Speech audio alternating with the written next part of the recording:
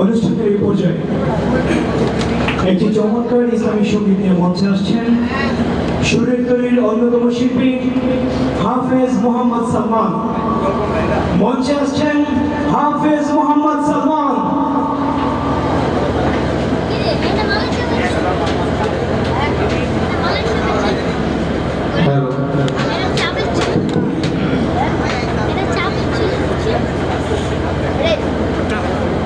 السلام عليكم